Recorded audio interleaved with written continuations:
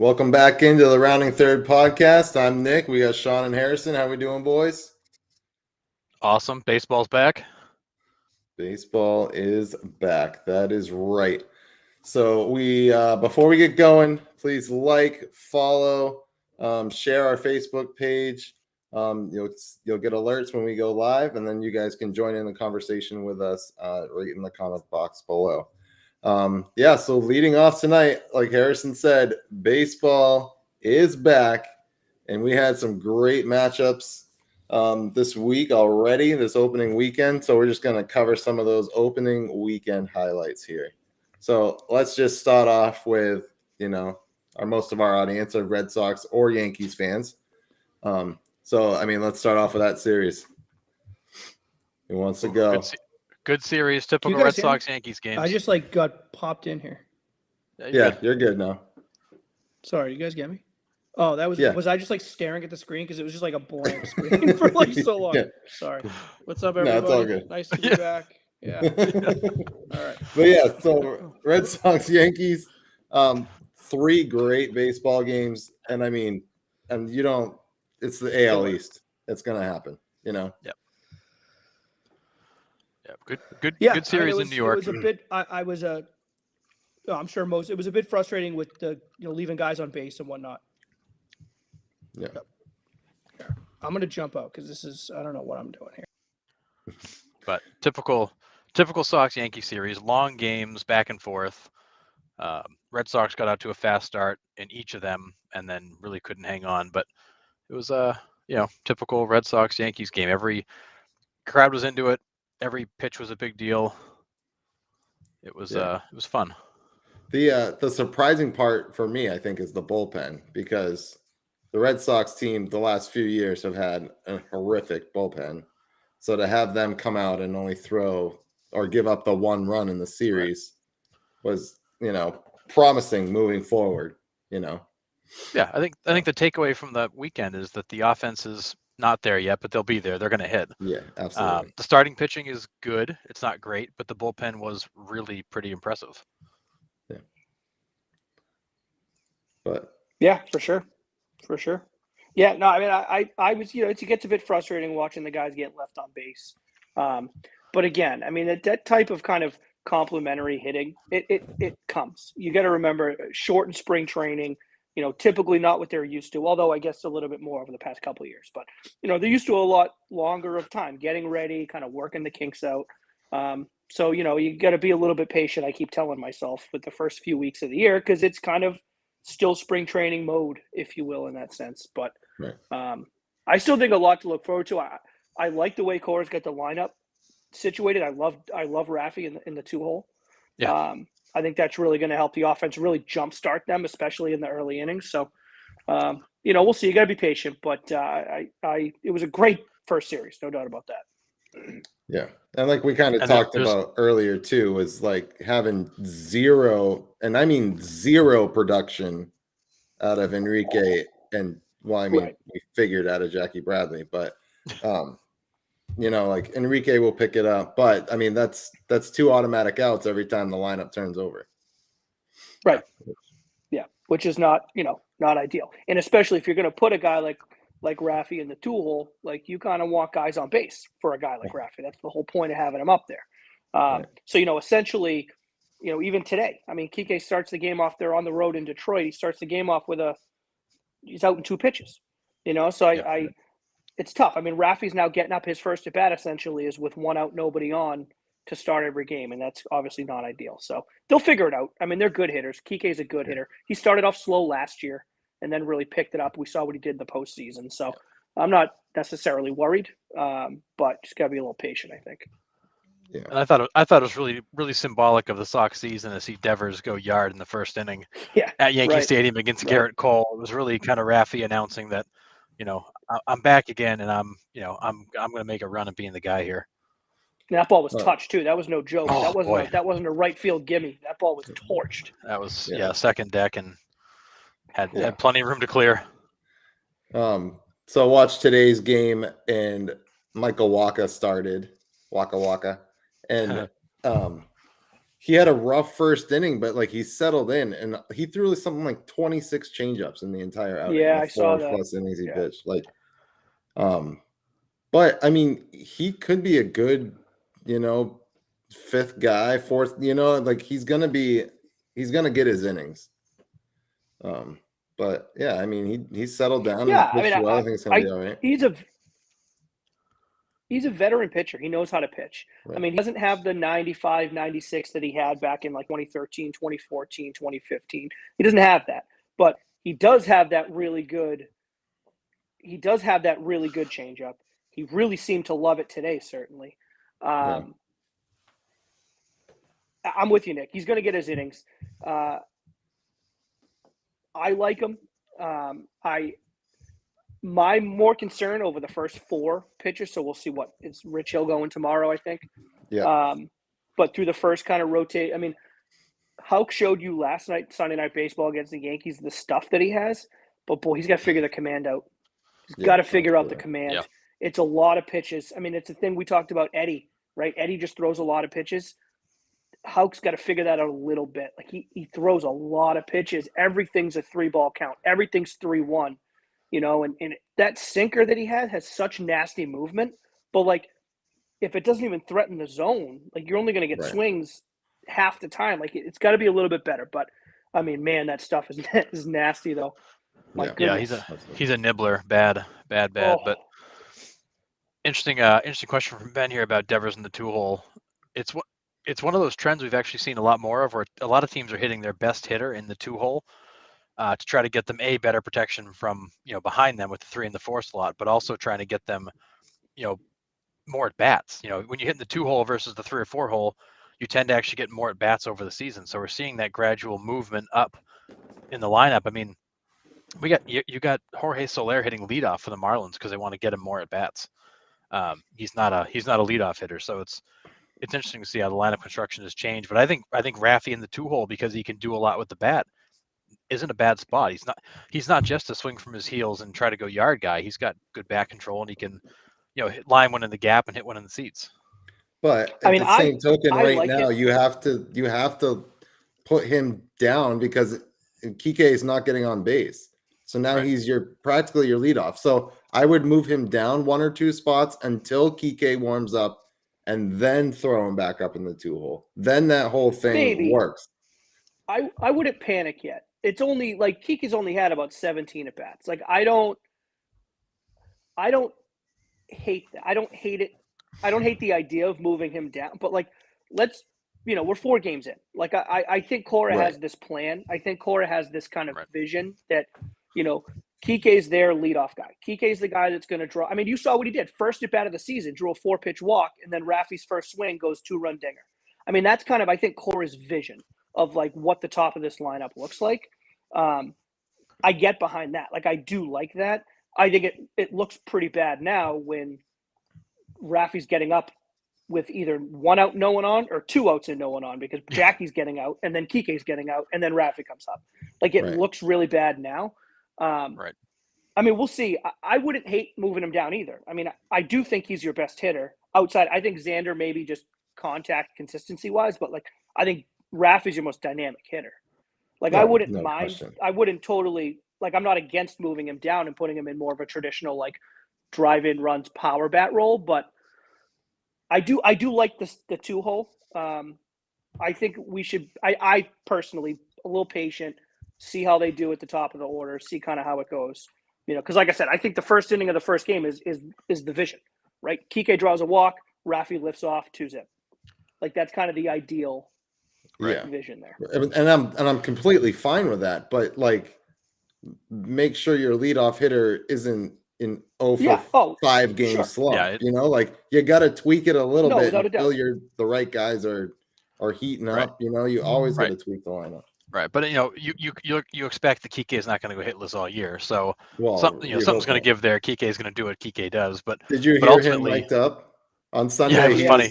Yeah, it's like, has anyone ever gone hitless? I only saw the highlights. Yeah, but ultimately, but ultimately, when you look at the lineup, Devers in the 2-hole when Kike is hitting is going to be great, and getting Devers more at bats by having him in the 2-hole, not the 5-hole. I think is important to that lineup because he's arguably your best hitter. Yeah, and I mean, I think I've been pretty. I've been pretty vocal. Like I think Dahlbeck's going to have a bounce back year in the sense of like I know he had 25 or 26 home runs last year, whatever. I think Dahlbeck's going to have a little bit more of a consistent year. I think he's going to have more of a full year of what like July, August, September was last year, where he hit like 270, which is not great. I mean, he's not setting the world on fire with average, but it's not a guaranteed out. I think he's going to have that kind of year. I would like to see Dahlbeck more in like the 9 spot because, I think it gives him, especially when the top of the lineup is really rolling, when Kike heats up and Devers is the 2 and Xander's the 3 and JD's the 4 and Verdugo's the 5. Holy shit, what a top 5 that is!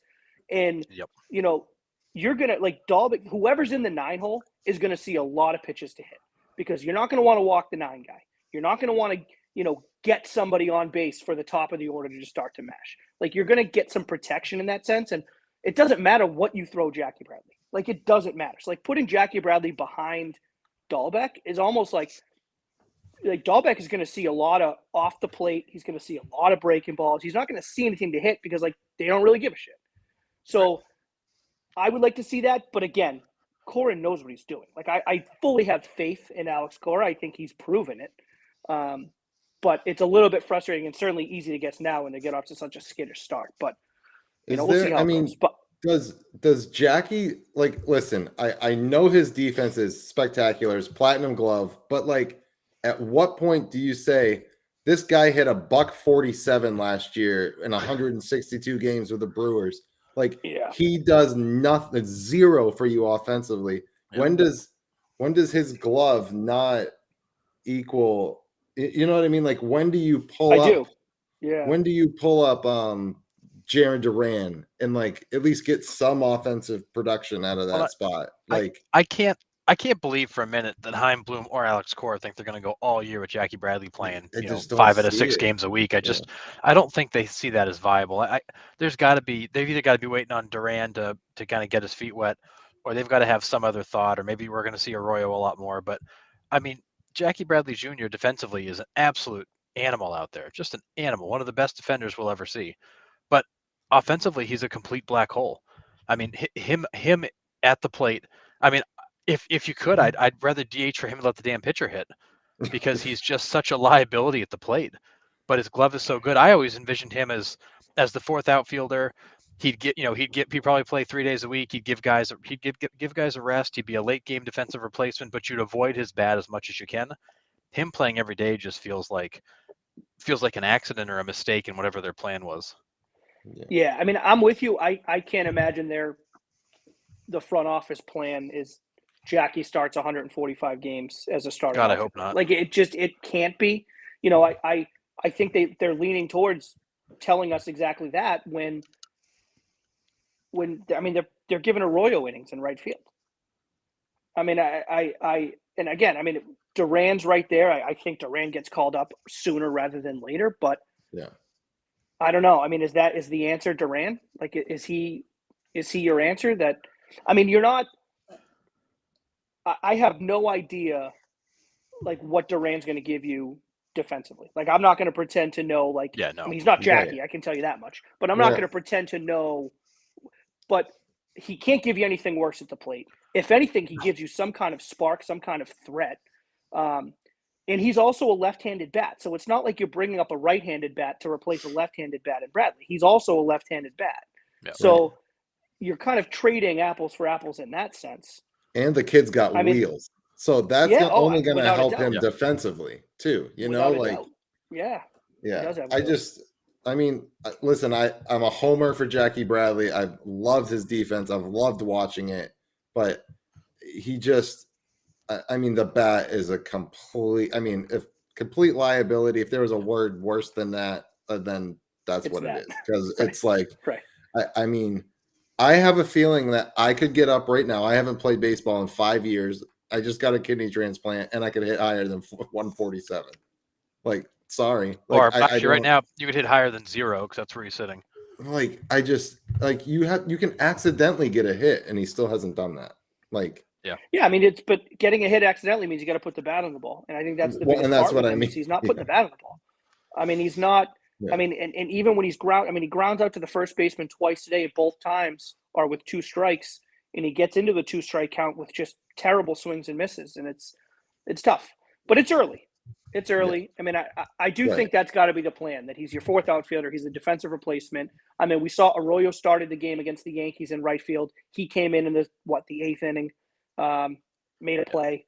You know, I think that's got to be the plan moving forward, and they're just kind of Yeah. easing their way into it. I don't know, but I But, mean, we'll see I how it mean- goes fairly soon. And Yeah, and Mitch made a good point too, saying that like, you know, the Sox notoriously start slow. Yep. It's just, And this is you know, not the that- easiest of schedules to play. I mean, at Yankee Stadium, at Detroit, Right. who I think the Sox are a better team than the Detroit Tigers, but Yeah. it's Detroit in April against, you know, a pretty decent team. It's an outfield that's a million miles long. JD should have, any other ballpark, that's a tie game in the 9th inning. It's absolute nonsense that Comerica Park is so big. And they got in at 4 this morning Yeah, right. Yeah, and had an exactly. early game. Like, Exactly. get out. So, Yeah. you know, we'll see. It's a slow start. But I'm with Right. Mitch on that too. I do feel like they always get off to a slow start, yeah, regardless the of Red whether they Sox start at home or on the road. Yeah, the Red Sox for years got off to crazy fast starts. They finished every April leading the division for years, and then the pendulum on how this team is set up flipped, and then it was slow starts, and then fast finishes because the Red Sox always started fast, faded after the All-Star break. Did that for years. For whatever reason, they did that for years, and then they flipped it. Now they start slow and come on late, but I agree. And then Ken, nobody's suggesting we use Jackie Bradley Jr. as a pinch hitter. And there's if the game's on the line and you need a pinch hitter, Jackie Bradley's the last guy I'm sending to the plate. As a defensive replacement, he's going to go out there for an inning or two, make a catch, and hopefully not hit. God forbid if he does have to hit, it's going to be in a game the Red Sox are ideally already leading, so it's not going to be a high pressure moment. But no, I don't think anybody would suggest that we use Jackie Bradley Jr. as a pinch hitter, especially against anybody that can throw a baseball. Yeah. I mean, that's my main point is just like, at what point does his atrocious hitting outweigh or bring down his defense? Like, Soon. I think it's all gonna dictate though, Nick, too. I mean, if they get off to a 3-1 start, if they're 3-1 and We're not they took talking 2 about out of it. right, they took 2 from the Yankees, they lead up, if it's not, if they're getting 8-9 hits a game and they're having complimentary hitting and they're driving guys in, then we're talking about how great his defense is on that outfield assist he had against Joey Gallo, and we're not talking about his bat. So I think it all depends. I mean, it's all gonna dictate. I mean, they start 1-3 here. They lose, they get swept in Detroit, and they go home and lose the home opener. Now, I mean, that's an issue. Now we're talking about bring up Jarren Duran. Like, we got to give a spark. So, I mean, I still think it's going to be soon, but I mean, they can still correct this. They win tomorrow. They maybe win the series against Detroit 3-3. We'll see. And Michael Conforto is still out there, right? He hasn't signed. I mean, yeah, why not? I'm surprised. Why not bring him in? I'm surprised. Yeah, that's weird. Still that. I'm I'm all in on him. I'm wondering if there's something behind the scenes. There's got to be something With for him? the teams that are. Yeah, Yeah, I'm with I him. would think he was signed. He would be signed by Well, now, unless there's something. The rumor in the was he background. turned down a couple of offers from the Mets because it had to be $100 million plus. He wouldn't sign for anything less. They were trying to offer him a shorter deal at bigger money, and it was $100 million. That was his number, and he wouldn't sign for it. Well, the dude's going to be bagging groceries this summer because no one's going to pay him that. I don't think. Yeah, that's silly. But Did anybody catch the fact that Noah Syndergaard outdueled Justin Verlander over the weekend? He got his first win. it's It gonna be wasn't his pretty. first one in It some was. time, It right? was I didn't see much of the game, but I saw the stat line, and I don't think I've ever seen a Noah Syndergaard stat line where he had 0 walks and 1 strikeout. Like, that's a weird Noah Syndergaard stat line. Yeah, That's only pretty- gave up 2 yeah. hits. Like, I mean, 1K? yeah, 1K. 1K? Yeah, That's two crazy walks, for him. 1 strikeout. Oh, was it 2 He walks? went- Okay. 1K? Yeah, he went. Yeah, 5 1/3, 2 hits, no runs, 2 walks, 1K. Only threw 76 Unreal. pitches, and actually looked decent. He didn't look like Thor, but he looked decent. He looked like a serviceable major league pitcher. Well, it's been He a was while. not It's been like 2 blowing him in years. there like he used to. But Yeah, but we'll see what happens in mid-June. when he's Right. on the shelf for 60 days. Right. Yeah. All right, so we're gonna kind of move on to fifth inning showdown, but it's sort of kind of the same thing. It's still some opening week highlights. It's just gonna We're blend. We're just go gonna over- blend. Yeah, Yeah. we'll just blend it, but we Just just blend like it. having. Riff. We just want to have show segments so it kind of looks like we know what we're doing. So Absolutely, I'm behind. So we're going to talk about what we thought the best matchup of last week was, and there were some good ones, and probably some ones that maybe you guys didn't follow or you did follow. But what did you guys think? What was your best matchup? Go, Sean. Mine for the weekend, it was. I'm gonna try moving forward when we do the showdowns to try and do like pitcher batter matchups. That's a but good idea. This weekend, just my overall favorite matchup was just the Rangers Blue Jays. That series, every game was awesome. Every game, there was like one of the teams got a big lead, and then the other ones come rolling back. It was an absolute hit parade. It was a home run parade. Every time I turned it on, it was like two guys on, or bases loaded, or someone's ripping a gap double. And I'll tell you that when Teoscar Hernandez hit that walk-off on opening day, that place sounded like they just won Game 7 of the World Series. That was electric. So that was, to me, the matchup was just those were just fun games to watch. Yeah. Last week, just the Texas-Toronto win. I'll tell you, I know Harrison called it earlier, and it's only 4 games in. This Texas team is pesky. They're going to be fun to watch. They're going to be a team that I feel like come June, July, I'm going to be tuning in every night to see what Texas is doing because they're fun. Both teams should have signed Ruben Odor and Jose Batista for just one game, just so we could have a rumble. Amen. Just so we could have a rumble. Amen. Yeah. I loved. I was big on what the Rangers did this offseason, fixing up the middle and building around them. I think that team. I didn't think that team would be quite as good as they've started off to be, but you got some young guys in there. They're scrappy. They play hard. They don't feel like they're out of any games, and they've kind of got that like we've got nothing to lose, us against the world mentality, kind of like the Braves had last year, where they're like, nobody thinks we're going to be good, so let's just go out and win some games. And boy, are they fun to watch. And not only that, but that group has fun. Like it's just a fun group of guys to watch. But that was a hell of a series. I mean, all the lead changes, the rallies, the holy cow. Yeah. The bombs, and I don't think any of the home runs were cheap. All the ones that I saw were just absolute moonshots from both sides. Well, you got to touch it to get out of the Sky Dome. Like, I mean, the walls are what 8.5, 9 feet tall. Like, I mean, you gotta hit it pretty well. My opening week matchup was the Rockies took 2 out of 3 against the Dodgers. So is that a fluke, or is it the Dodgers not that good and they're overhyped? Again, we're 4 games in, but I mean, it's the freaking Rockies, for crying out loud. I actually watched them a little bit today, and they don't have a terrible lineup. No, it's in that, and I think Bud Black's a good manager. I mean, Bud Black has been around for a while and knows what he's doing. I still think, I mean, the division is they're not winning the division. I mean, they're not going to win 85 games. No, but they are a team that I don't think you're going to be able to roll over on the Rockies. I think you're right on that, Nick. Like they're going to give you battle. They're going to scrap. They're going to claw. They're going to give you a good baseball game. Yeah, and it's not a horrendous lineup. They're going to get hot at times and do well. The Dodgers still roll through that division, but I think it was a good kind of statement for the Rockies to say, "Hey, look, we're not just going to roll over and play dead for you guys. Like we're going to make you earn it." And the Dodgers, the pitching was not good. Urias was terrible. Agreed. Yeah. I don't know if it's just early season or if it's being in Colorado, but like they just looked out of sorts. I think Freeman had 1 hit on the weekend. And of course Mookie was terrible. Mookie had like 6 strikeouts in a weekend. Yeah, I've never seen that ever.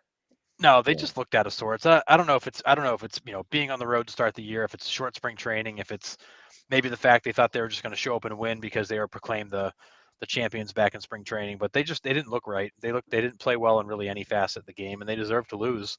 And the Rockies were not just going to let them come into their home ballpark and roll over them. So there was a cool moment. I don't know if you saw it, but Jose Iglesias got a base hit and he got to first base and he just instantly started bawling. And Oh, Freddie really? Freeman, Freddie Freeman put his arm around him and asked him, like, is it everything all right? And I guess his dad had just found out, like, his dad had passed away. Oh, And he geez. gets a base hit, Oh. and then just like, so Freddie Freeman gives him a hug and is like rubbing his back. Like, I mean, that's when, like, you're a person. Like, it's bigger than sports sometimes, and like, as terrible as that is, like, I like seeing that stuff where, like, it can connect with people at home, and, like, Sure. it's not just Sure. a bunch of millionaires out, hitting a piece of yarn covered with a piece of cow Yeah, with a wooden stick, they are people. No, and right, exactly. Yeah. good on Freddie Freeman though. As I'm not Absolutely. surprised. I mean, he seems like the greatest guy He's ever, anyways. Class act guy. But good on Freddie. Like, let's let's acknowledge it. Like, let's take a moment. Let's just let's not rush through the game. Let's take good on Freddie.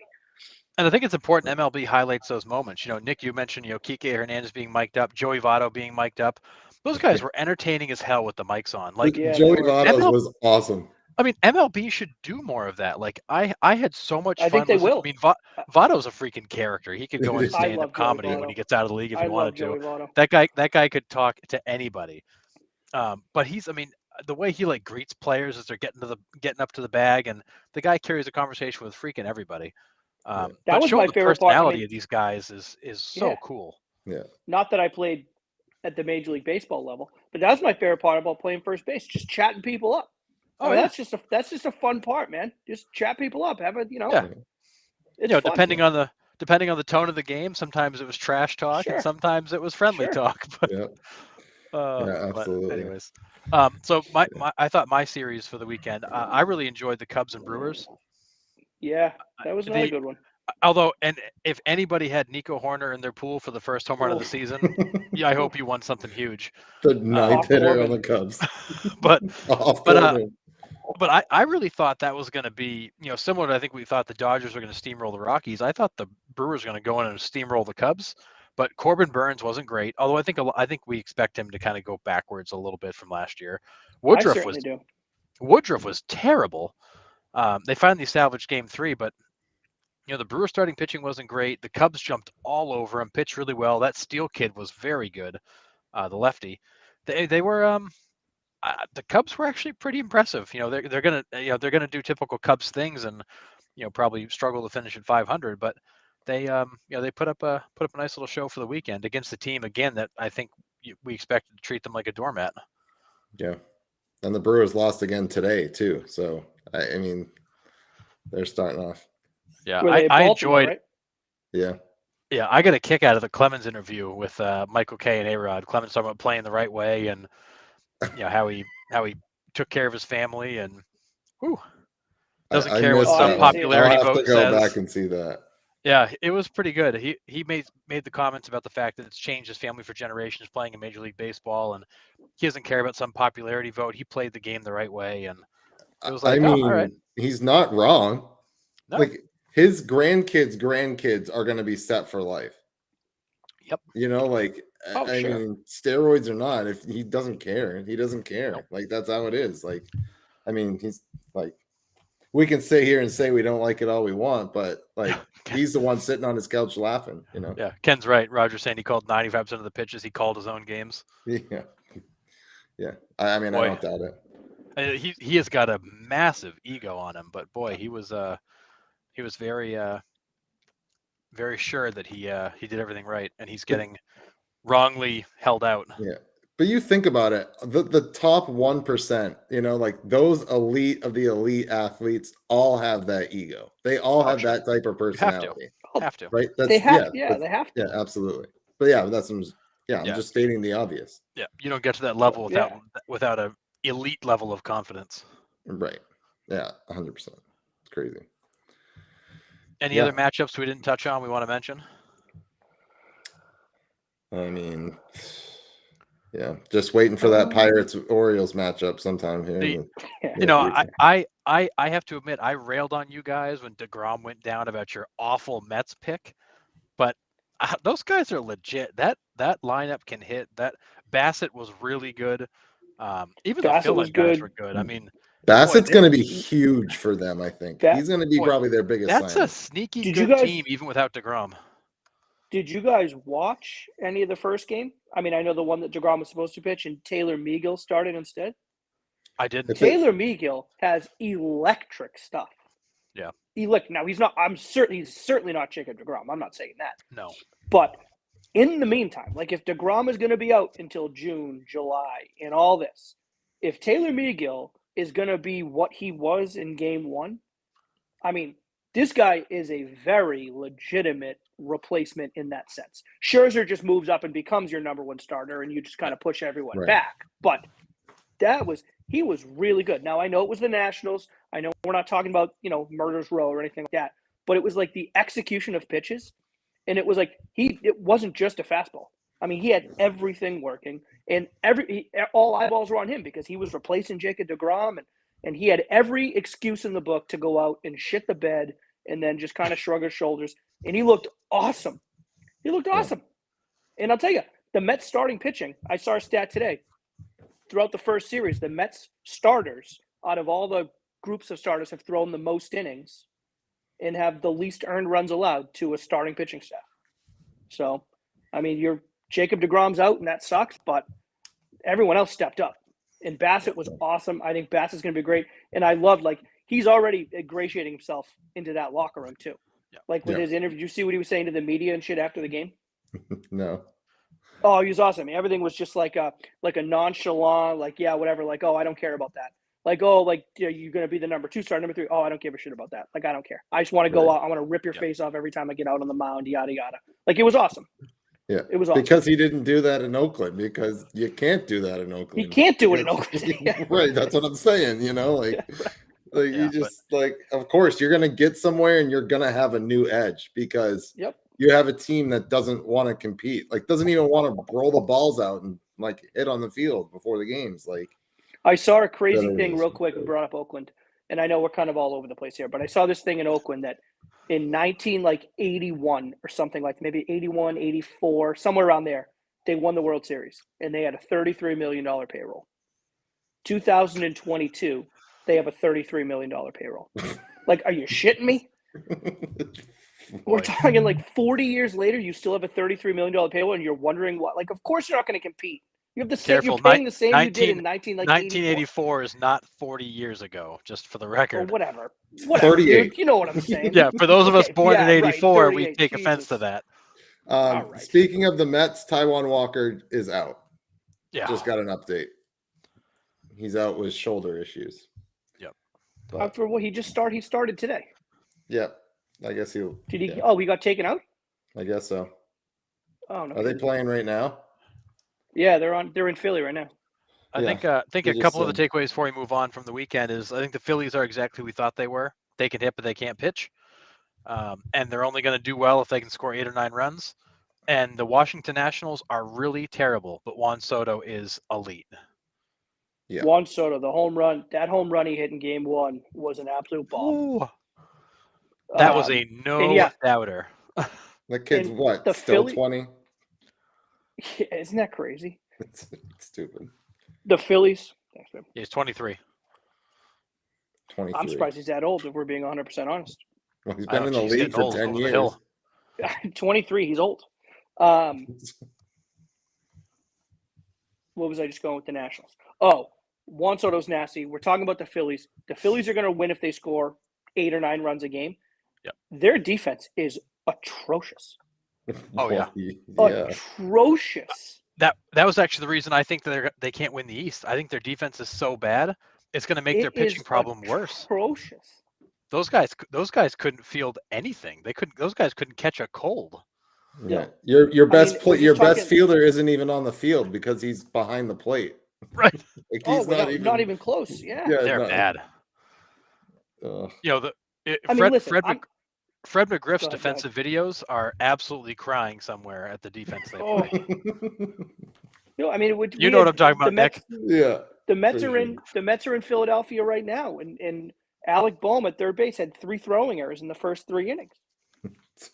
And we're talking not close. We're talking not close to the bag. They were not close. Like taking out the hot dog vendor in the 4th It's row. like, oh It's my bad. goodness gracious, it's They are. atrocious. They're terrible. They're terrible in the field. So speaking of terrible, just to bring it back to those nice City Connect jerseys.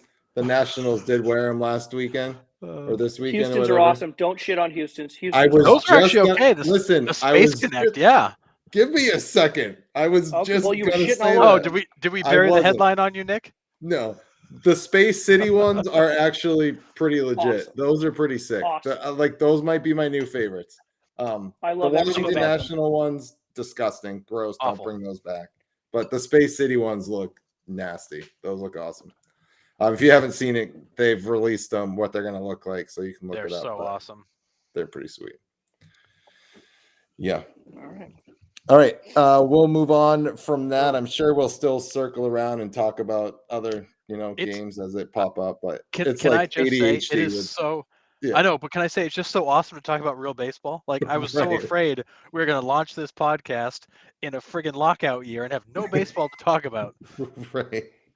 We're like running I out know. of things to talk about. Like, who was the best? We'll get better though. Yeah. We'll have a little more structure moving forward. I feel like we're kind of rambling a little bit all over the place here. Oh, that's fine. It's all good. It's We'll what figure it's it gonna out. be. We're not pros. You know we what? don't get You know what, paid Sean? for it. It's our podcast. We're gonna talk about what we want to talk about. Right. Oh no, exactly. I agree. I don't give a shit. I'm just saying. Until people set start paying for expectations. ads, we're gonna do what we want. Fair enough.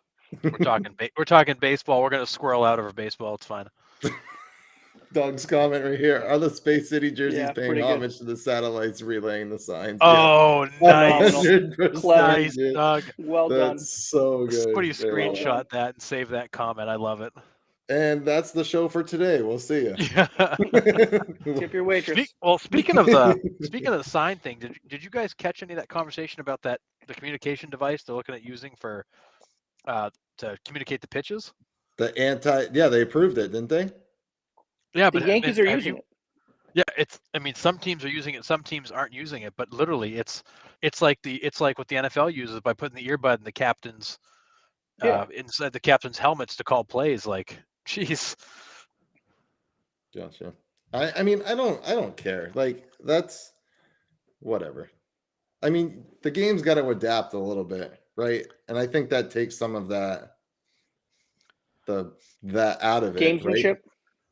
I mean, I guess. I mean, like. I mean, listen. I think it's pretty ridiculous in the sense of like, if you, as a major league pitcher or a major league catcher, if you need some kind of electronic device to relay a signal so that you feel comfortable that your signals aren't being stolen, you're a fucking mental midget. Excuse my language. You're a mental midget, and you need to figure it out, right? Like, there are plenty of ways. Baseball's been around for 1 billion years. Like, there are plenty of ways to hide signals and, figure it out within the game. You've been doing it for dozens and decades and decades and decades. Like, there's Right. ways to do it. I mean, I get and it. if you don't want to go through the mental acuity to do it, then that's on you. Like, but at the end of the day, like, is it going to stop me from watching baseball? Like, no. I mean, I think it's kind of stupid, Absolutely not. but it's what it is. Well, you can't steal signs from center field if they're not given any. I mean, I guess I can certainly see the reason for it. But, I thought the Red Sox were onto something with the Apple Watches back in like 2018, 2019. Well, Yankees too. Oh, well, yeah, apparently the Yankees did a lot of different things. But, then the Houston Astros went analog with, the friggin' trash cans. And Brian's blaming us. That's awesome. I love that. But yeah, I mean, I don't know. Like, I guess what you just said, Sean, like, it doesn't change my view on watching the game. Like, whether the catcher goes like this and touches his watch and the pitcher gets the sign, it's better than being like time and then going out and being like, hey, it's second set 2, second set 3. Then the umpire comes out to break up the meeting and then we go back. Like, I know baseball's great because it doesn't have a clock and all that, but like, well, it's just, but I'm just saying, like, but that's, I don't have a problem with it. I don't know, but that's all been part of the game. Like, if you, I get as it, a pitcher and a catcher and the pitching coach, if you guys can't figure that out in between innings or when your team is batting, like, if that's not something, if that's not a conversation that you can have in the dugout and get on the same page with it, then you should suffer from giving up hits or missed signals. Like, that's part of it. Like, I'm not going to, like, this is not a hill I want to die on. So, like, I mean, we can move on from it. Like, I'm not trying to die on this hill. I'm just saying, like, I do think at a certain point, like we're starting to talk about like the mental midgetness of some of these pitchers, and it's like you shouldn't be in Major League Baseball then. Like if you don't have the mental fortitude and the mental strength to battle through it, then like go Right. pitch in Double-A. Yeah, I was just gonna say what Ken is saying. I mean, let's be honest, signal stealing has been around Of forever. course it has. Now, Of granted, course it has. using somebody in the center field bleachers to radio it in to bang on a trash can is not the intent. But if the guy at second can pick up your signals, or the catcher stingers are low enough, you can pick them up from the dugout, so be it. Oh, I'm telling you this much. It's the same reason the Patriots study the coaches on the sidelines, figure out what their defensive calls are based on how they're holding the signs. Like, signal stealing has been in sports forever and will forever exist. When we were in high school, my twin brother, Pat, this kid, every game we would be, home game, away game, didn't matter who we were playing, this kid had the signals figured out by like the second inning. I don't know how he figured it out. I don't know how he did it, but he was the guy. He was the guy in the dugout on the bench that had it figured out, and then him and the head coach would have this. They would like meet in the third inning, like every game. Pat was like, "This is the sign. This is that sign." Like, it was every single game. I don't know how he did it, but he did it, and that's like he didn't cheat. No, I mean, I don't have an issue with that, but it's just like we said, like when you add the electronic part of it, or you're relaying signs in from the stands or the cameras, then it's different. But that's different. But if your signals are able to be figured out, then that's your own problem. But it's got to be figured out on the field. I mean, if they want to put little radio headsets in, if they want to send in friggin' carrier pigeons or paper airplanes to call pitches, I don't care. I'm still going to watch baseball. But the reality of it is they're going to steal signs. And unless you're going to go to some completely covert way to do it through the radio or something else crazy, whatever. To Sean's point, people are paranoid about signal stealing. But at the end of the day, if the guy throws you a 95 mile per hour fastball, you know it's coming. You still got to hit the damn thing. Right. So what are we talking about? Yeah. No, I mean, I agree. I can see both ways, honestly. Like we said, like it's not going to change. I'm still going to watch whether he's pressing a button or whatever. So I don't care. Yeah. They're gonna one day we're gonna have robo umps and friggin' radio calls and whatever. It's fine. Yeah, absolutely. All right, so we're gonna move on, and we are going to discuss who we thought was the player of the week. And plenty of options. Player of the short week. Yeah, the short week or the weekend. So Harrison, who do you got? So I'm actually going to go with Anthony Rizzo. I think he was huge for the Yankees. He was the guy that responded to the early leads the Red Sox put up. Granted, Stan gets hit the bomb that really changed the game, but Rizzo really kept them in those games to get to the point where they won. So, and you're talking Red Sox, Yankees. Rizzo only spent part of last year there. He really hadn't been indoctrinated into the Yankees world like he was this weekend. I thought he was key to them being able to take 2 out of 3, which taking 2 out of 3 from any team in the AL East this year is going to be huge because that division is going to be so damn competitive. Yeah, agree. What about you, Sean? Nick, go ahead, bud. No, you go. Okay, I'll clean it up. All right. I got 2. Nolan Arenado is currently 6 for 12 with 2 bombs, 3 doubles, 7 RBIs. Oh, in 3 games. Okay. Like, thanks. Yeah. I mean, if you're into stats like that. Yeah. I mean, it's crazy. And the Cardinals He's a freak.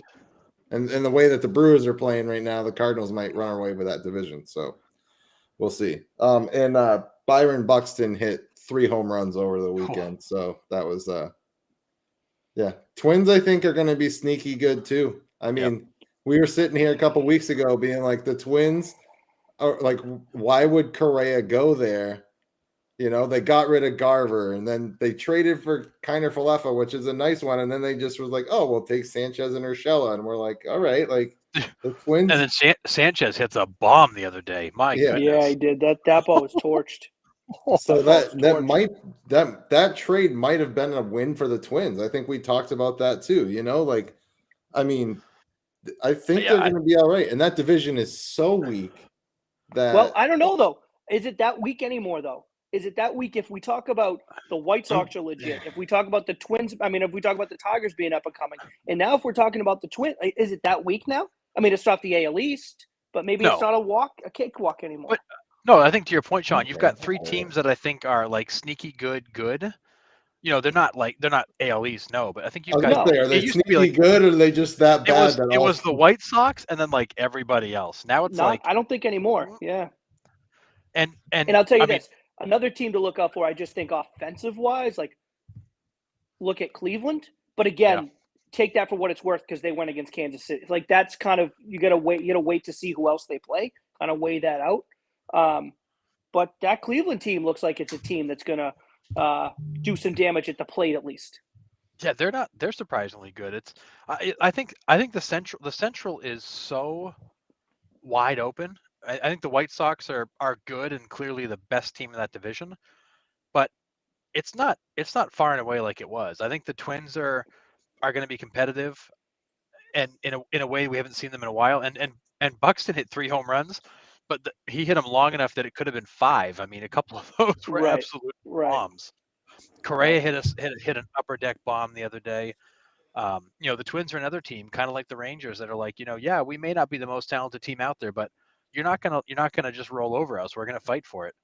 So I think I think the Central, the Tigers aren't just a cakewalk anymore. I think the Central is better than we're giving it credit for. But again, it's one of those where you've got a bunch of teams that are good.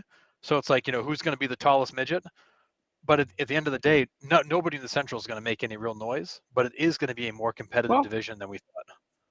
We'll see. Yeah, we'll see. Again, did you have 2, Dick, or did you say your 2? I said my 2. Your 2. I'll put my 1. If I had to pick 1, would be go back to New York, but I'll do the Mets. I get Mark Canha. Mark Canha, first series as a Met, guy's hitting like 700. He's 2 for 3 one night and then 3 for 4 the next night. Doesn't have any bombs yet. Maybe 3 or 4 RBIs the last I saw. So, you know, nothing crazy in the sense of like lighting things up, but the guy just gets hits. Like he just gets on base.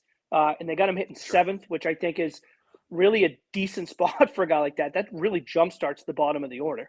To have a guy kind of in the 7th spot that's hitting the way that he's hitting and getting on base. That's 1. And then 2, I think Javi Baez had an awesome opening series, and then we'll lead that into today. Not just the home run today and then the walk-off on opening day, but he's made a couple of nice plays defensively. You know, Gold Glove for a reason a couple of years ago. But, you know, earning that contract early pretty consistently for Detroit. So definitely one to watch there. And that was a weird walk-off too. The ball. The right call though. Walk-off review. Absolutely the right call. But walk-off review. Right. And then I'll throw one player out there since you guys each threw 2 out. I'll throw one out. Matt Olson. He was 8 for 14, 3 walks and a bomb. Just hit dead center too. Yeah, it was a missile too. But I mean, you know, Freeman's getting off to a slow start in Los Angeles. Matt Olson was absolutely hitting everything he could reach hard. I think for a guy who's trying to fill Freddie Freeman's shoes, that's a really good start. Yeah, sure. It's only going to win him brownie points for Braves country, that's for sure. Yeah, and he was my MVP choice. I think him in that ballpark and in that lineup, I think he's absolutely going to friggin' rake all year. But I do think that trying to fill in for a guy like Freddie Freeman who just left, that's a tall task. Absolutely. But all right, so those were our players of the week, and then we are going to throw this question out to you guys. We'll go over who we think were ours, but it's going to be, what is the biggest early surprise of the season so far? It could be good or bad. So, and we're talking early 3 games. So, I mean, we're probably going to revisit the early at the end of the month. Like we'll probably, but after the first weekend. Absolutely. And even next week, after we get your submissions throughout the week or whatever, we'll talk about it again next week. But yeah, what's the biggest surprise so far? In mine, I think might line up with Harrison's. We kind of talked about it a little bit, was the Brewers pitching off the top. I mean, again, 3-4 games in, but they weren't even like semi bad. Like they were atrocious. They were beyond terrible. Yep. So I think that's my biggest surprise so far. Yeah. Bad. Go, Sean. Yeah, I'll tell you. I'll take the opposite of that. I'll take the starting staff for the Mets. DeGrom goes out. Scherzer was kind of day to day leading into the season with the hamstring. I don't think they were really sure what they were going to do. And Taylor Megill gets the ball opening day and was awesome. Scherzer gets the ball game 2 on Friday night. Was good. I mean, I'm not going to take anything away. I mean, he gave up 3 earned runs. The home run, the 2-run homer was a bit of kind of a kick in the you know what. But I thought otherwise, like, he looked good. He had some good stuff. I think he was, he had the energy that you're used to seeing with Scherzer. And Yep. the first 4 games, the New York Mets pitching staff, starting staff, has the most innings pitched among starters, and then they have the lowest earned runs given up. So, you take the best pitcher in the planet off of it, and they didn't seem to miss a beat. So early on, only 1 go round through, certainly. So still a long way to go, but for sure a good start. A good pleasant surprise for Mets fans, I think. Yeah. We do still have 1 undefeated team left in the country, so that's good too. The Rays have started 3-0.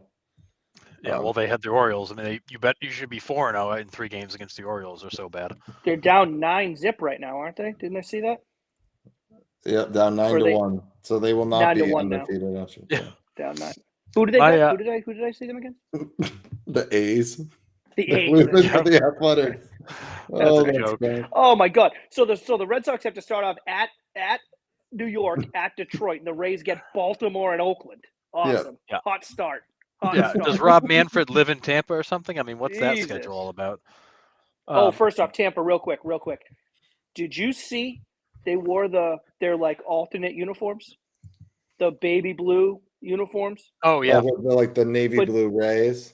Or The baby blue with the navy blue Ray. Yep. And then Yeah. do you guys remember like back when they were the Devil Rays in like '98 or whatever, and they had like the alternate logo? It was Oh, like yeah. it didn't have it just they put the decal on the front of the helmet, but it was a decal that was like falling off because of the pine tar. It looked so Mickey Mouse. It was like It you looked guys like are a Little League Major League team. Baseball franchise, right? Oh, it looked so Mickey Mouse. It was terrible. Well, they've only got a $35 million payroll, Sean. I mean, Oh, they got to cut awful. corners where they can. Awful. should we spend the amount of money we spent on our payroll on this alternate uniform tonight? You betcha. Yeah, we're gonna have somebody down the street print us stickers because that's what Listen, we do. I'm just saying, if you're gonna do the alternate uniform, do it right. Do it no right. no one for has a gun to your sure. head. No one's got a gun to your head saying you have to do an alternate uniform. But if you're Yeah. gonna do it, I mean- do it right, for crying out loud. I wouldn't be shocked if the Rays send the uniforms home and have their moms wash them.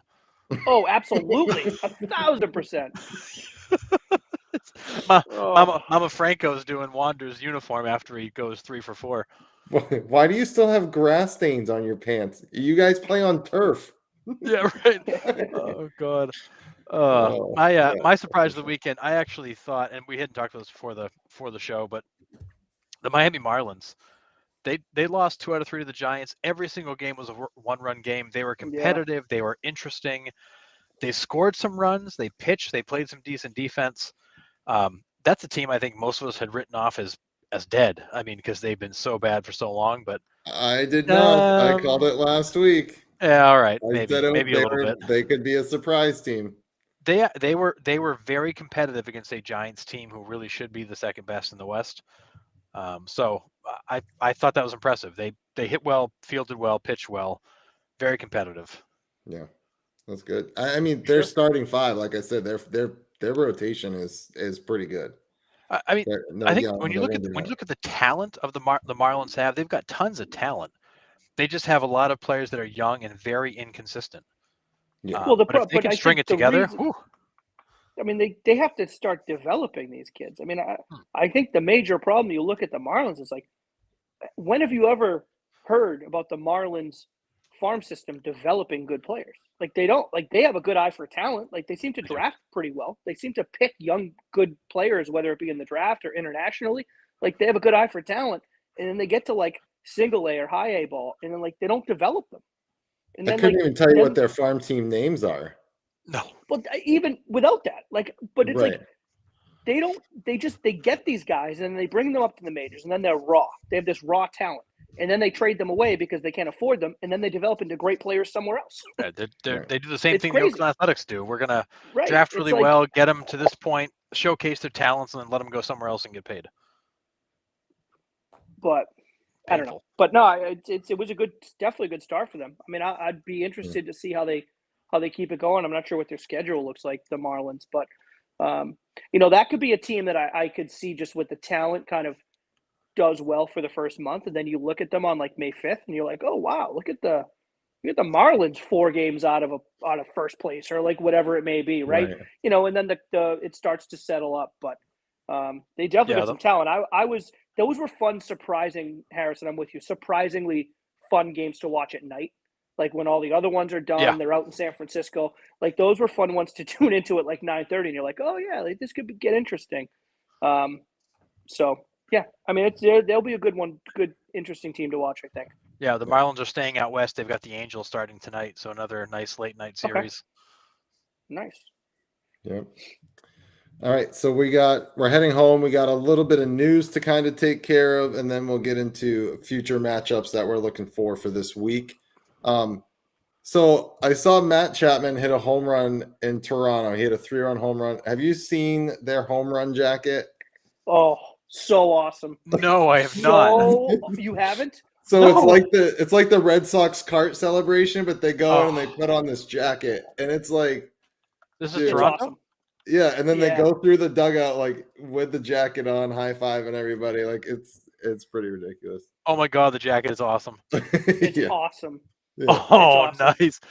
But it's like a young, energetic team that like is very likable. Like there's only a few teams in baseball that could pull it off. Like the Marlins could because they're young, energetic. Like the Blue Jays, like with the young Bo Bichette and all those guys, like they can pull it off. It looks awesome. It looks like so much awesome. And like I put that down for this reason is like we've always been crapping on the MLB for not bringing fans into the game. And something like the Red Sox, laundry cart, the Blue Jays jacket, like just something as quirky as that, like brings fan enjoyment. You know what I mean? Absolutely. And the players are getting something out of it. The fans are getting something out of it. I'm not saying that all 30 teams have to do it, but it's just another factor that shows that these guys are actually excited to be out there and playing, there goes Correa's platinum glove. That's an error. So we'll give it to Joey Gallo right now. Sign him up. But yeah, I mean, I just love that. If it wasn't for the shift, that would have been a hit. Yeah. But yeah, I just love that. I saw that today and I was like, man, that is amazing. That's phenomenal.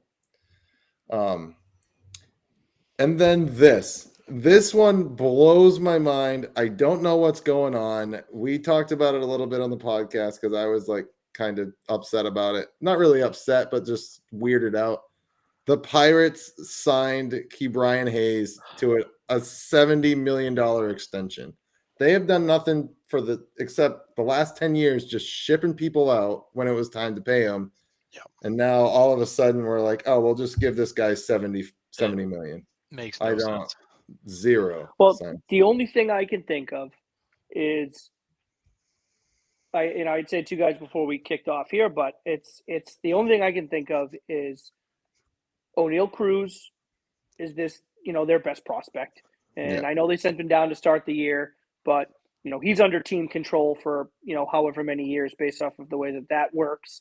And, for the cheap, which is what the Pirates are all about, for the cheap, they can get a guy like O'Neal Cruz at shortstop and lock down Ke'Bryan Hayes at third base, and the left side of their infield is, quote unquote, locked down for the next 5 years by really only having to pay one of those guys. True. And I get it from the Pirates' point of view. What is Ke'Bryan Hayes doing signing that deal? Like, why would you sign that deal? Yeah. Why would you stay there? Like, with I know he's had health issues and injury issues like down in the minors. Yep. But assuming that he stays healthy, right? I mean, I guess maybe a big assumption. I don't know. But assuming this kid stays healthy, you're going to get to the end of that contract making less than $10 million a year. Yep. And you're hopefully at that point in your career going to be a top tier third baseman making what, $500,000? It's gonna be a bad Like, deal. I mean, bad deal for him, great deal for the Yeah. Pirates potentially. Oh yeah. Um, Well, it's but like I Tampa mean, we'll Bay see how it extending goes. Wander. It's like Tampa Bay extending Wander Franco really early. They paid him a lot early They- on, but it's going to be a pretty decent deal by the end of it. It's the Evan Well, but- Longoria. It's the Evan Longoria Right. deal. Right. Yeah. But Longoria would- got I mean, we'll see how it shafted. goes. I mean, it could work out for both teams. I mean, maybe O'Neal could. Cruz comes up and just absolutely dominates, and maybe they extend him early, and then maybe the Pirates become like, that 1 year that the Royals really brought everybody up and kind of had a 1 year. I don't know. Who knows? But Yeah. so, I mean, I just like, thought it was. I thought it was a bizarre signing on the player side, not necessarily the team side. well, I mean, okay, yeah, I see that. But like at the same time, is like if the Pirates knew they had Cabrian Hayes, they knew they had O'Neal Cruz in their organization. Why are you shipping out Jacob Stallings? Why are you shipping out Adam Frazier? Why are you trying to sell Brian Reynolds? Why did you get rid of Josh Bell? Like, I don't understand that. Like, Yeah, you ship I don't out disagree. 5 guys to just, I want only these 2 guys to play together. Doesn't make sense. I mean, to maybe me. who knows? I mean, maybe the owner's looking at the front office saying, "Hey, like if you pay Stallings and you pay Josh Bell, I'm not going to let you pay Brian Hayes." I mean, I don't know. Who knows? But it's Yeah, I guess. if that's the case, though, like, see, this is where like we talk about luxury tax, we talk about floors and ceilings and all that, and that's all well and good. But if there are owners out there that are like essentially telling GMs like this is the amount of money you're allowed to spend. Now, I'm not saying everyone's got to be Steve Cohen because like that's not a possibility. But like if you're going to own a major league franchise, if you're going to own any professional sports franchise, you should at least be in it to compete and to win, not just to make the profits from everyone else doing well. And I think that's what it looks like the Pirates like. So Major League Baseball, like, don't you think Manfred's gonna be like, dude, like just sell the damn team, Right. just sell it. Like if you're not going to pay anybody, if you're not going to extend your players, if you're just going to trade everyone away, just sell it. I don't know. I mean, I'm just rambling on this, but like, No, you're right. I get You're frustrated. 100% right. Well, these are good players. I mean, these are Right. I mean, essentially, this is what we're talking about. Cabrian Hayes is a legit. Like, if you guys seen him play, you guys have seen him play. Yeah. He's a really good baseball player. He's young. He's talented. He's charismatic. He's talented. He Got seems some to have pop. all the tools. Yeah, right. And this guy is in serious threat of never being a really decent name in baseball because he's going to be buried in Pittsburgh, and he's going to be playing on a team that wins 60 games a year. And, like, that should be a problem for Major League Baseball. Like, it shouldn't be all up to Absolutely. Major League Baseball to promote these players. Like, the teams themselves should put themselves in contention and should, have that desire to win and compete. And if you're the owner, if you don't care about winning and competing, sell the team. Go own IBM or some shit. Like, make your money. Yeah. There's plenty of ways to make money. Yeah, go buy some Tesla stock, unload the Pirates. Yeah, like if you're not going to compete, like I'd be so frustrated if I was in Pittsburgh. Well, and I look at when I think about like the Pittsburgh Pirates making roster moves, I think of like rearranging the deck furniture of the Titanic.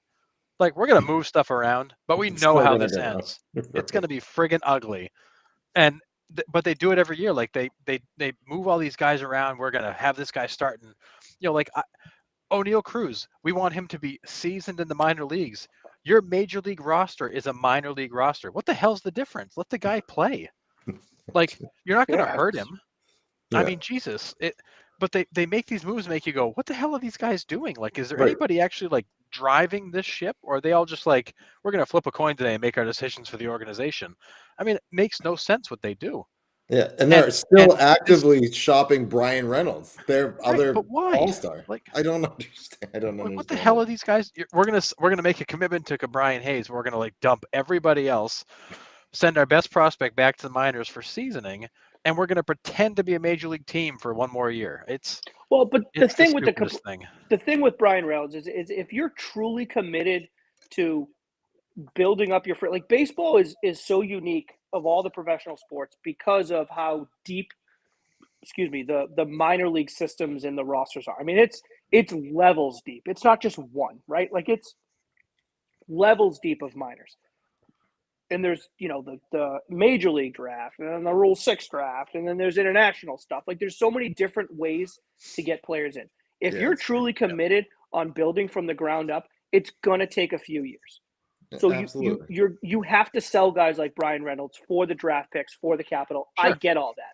But the Yeah. problem is the Pittsburgh Pirates have lost all of their goodwill on doing that because this is what they've been doing for 12 years.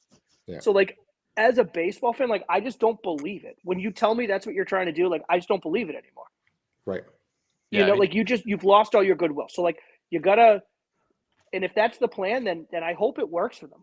Like I hope if they end up selling Brian Reynolds for, you know, draft compensation and minor league prospects and all this, sorry, I hope it works. I hope it works. I hope they're a good team in 4 to 5 years. But Yeah. I mean, good Lord, it's going to be a long 4 to 5 years until that even comes to fruition, if it does. And it probably Right. won't because they've been saying it for 12 years and it never happens.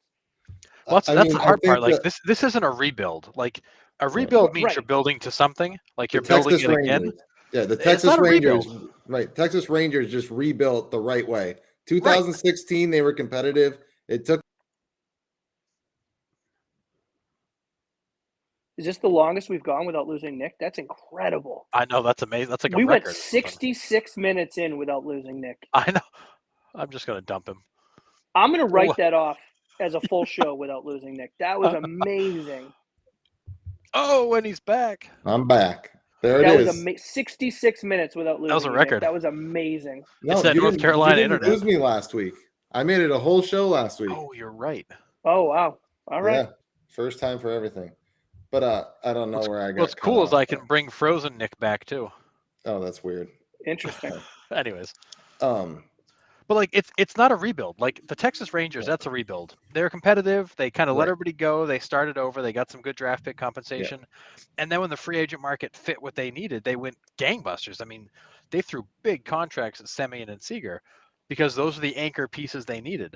The Pirates have never actually tried to build to anything. They just perpetually suck. And that's where we're at. What's going on, Sean? No, the Toronto just went up 3-0 on the Yanks. Oh, I'm watching. I'm watching Byron Buxton just absolutely destroy the mash again? Seattle Mariners right now. He just hit it it's too off the bad. wall.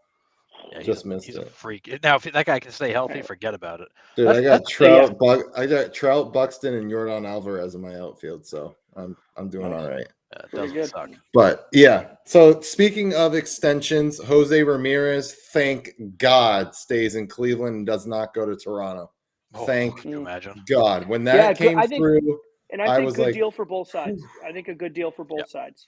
yeah, You know? absolutely. And I think right now, like, and I texted you guys when it happened, I think if I'm Heim in Boston and I see the Jose Ramirez deal come through, I get right on the horn with Raphael's agent, and I'm like, hey, these are the terms we're setting at. We're starting at Jose Ramirez money. We're starting at Jose Ramirez terms, and we'll talk from there. Supposedly, the report from Jeff Passan is that they're like the Red Sox camp and Rafael Devers camp is like $100 million apart, which take that for what it's worth. I don't know.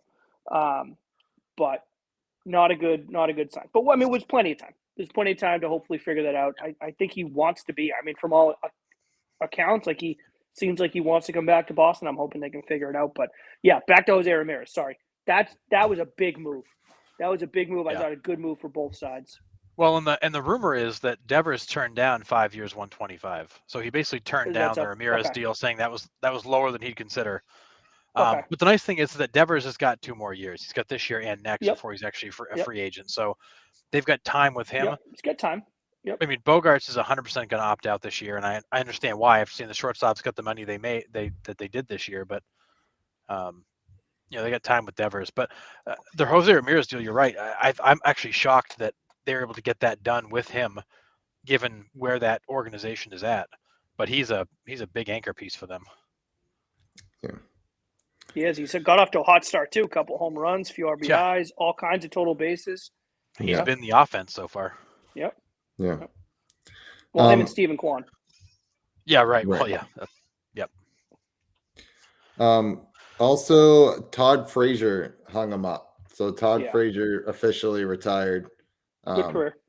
Yeah, great career. And then he won the home run derby the first year that it was, Which was in awesome. the clock. Yeah, it was really cool. At his home but yeah. stadium. Yep, that's right. Mhm. That was really cool. So, Oh, but yeah, and a Little League World Series champion from Toms River, New Jersey. That's right. right. So yeah, those were pretty much the news we had for this week. But yeah, so before we go, we'll move on to what do we think the future matchups we're looking for this week/weekend. Well, I'll tell you for tonight, like for Monday, Tuesday, Wednesday, I think San Francisco, San Diego, I think will be a good one. I mean, San Francisco goes right in from Miami, who I don't care what, I don't think San Francisco fans, I'm not going to talk for players, but I don't think San Francisco fans look at Miami to start the year and say, oh, well, we're worried about Miami. I think they looked right ahead to the San Diego series, and I think it's going to be a good one. That one starts tonight at 9? Where am I at? Oh. That one, 9:45 tonight, and then 9:45 tomorrow, and then 3:45 on Wednesday because it's a getaway. So, I like that one. I haven't really seen much, to be honest with you guys, like this weekend that I'm super pumped about. I mean, Sox get the home opener against Minnesota, which is always good. 4-game. I mean, Yankees Orioles doesn't do much for me. Blue Jays A's not much. See, I guess Cardinals Brewers. Brewers might do it for me. There's four series this week that kind of get my attention. 2 going on right now and 2 for the weekend. Right now, I think Mets and Phillies are going to be interesting. Yeah, that's going to be a good series. Mets bottom of the 8th. Yeah, Toronto and the Yankees. I think that'll be a good quick gut check on who's who. Yeah. And for the weekend, the 2 series I'm most interested in would be St. Louis and Milwaukee. I think it'll be good to see those 2 central teams battle in Milwaukee it out. Too. Right, and then Houston and Seattle, because I think it's a good chance. Seattle. Is Seattle really going to challenge Houston this year? Yep. So that's Seattle's home opening weekend. It is big one. So I had an AL West matchup, but I had the Angels against the Rangers. That's gonna be a good one too. Feeling like that one could be a good one. Is that going on now, or is that this weekend? That will be Thursday through Sunday. It's a 4-game set. Gotcha. And then my midweek one is Wednesday when Erod pitches against the Sox. Yeah. So that one's going to be a good one to watch. I can't wait for that one. That's another 1 o'clock getaway too. 1 o'clock in the afternoon on Wednesday. Yeah, right in the middle of my school day. Like, sorry, kids, I got baseball on. Here's a test. Yeah. And we wonder why they throw toilet paper at your car. Yeah, right. But those are the 2 matchups I'm looking forward to for next week or this coming weekend or whatever. I'm looking forward to. I'm looking forward to Detroit coming to Boston and hopefully Erod pitches in that. Because I think the Red Sox fans will give him a proper salute. Yeah. Yeah, I do too. Definitely. But yeah, man. Well, how awesome was that? We actually got to talk current baseball, baseball that matters, man. So baseball awesome. that matters is so fun. Oh my god, amazing! But it was so funny, man. I almost sent you guys a picture. We had what's today? Monday, so shit, it would have been Saturday. We were sitting on the couch, and I had my laptop with MLB TV and 4 games going, and then I had my iPad with 2 more games going, and then Sarah was watching something on TV. And then she was like, "That's a lot of baseball." And I was like, "It's April 8th, babe. There's so much more baseball to go. We have so much Buckle in. We are just getting started." Oh my god, that's awesome. Yeah. Man, oh man. All right. So thanks for tuning in. Make sure you go to our Facebook page, Rounding Third Baseball Podcast, and like, subscribe, and share. And thanks for tuning in and commenting with us. And we will talk to you all next week. Enjoy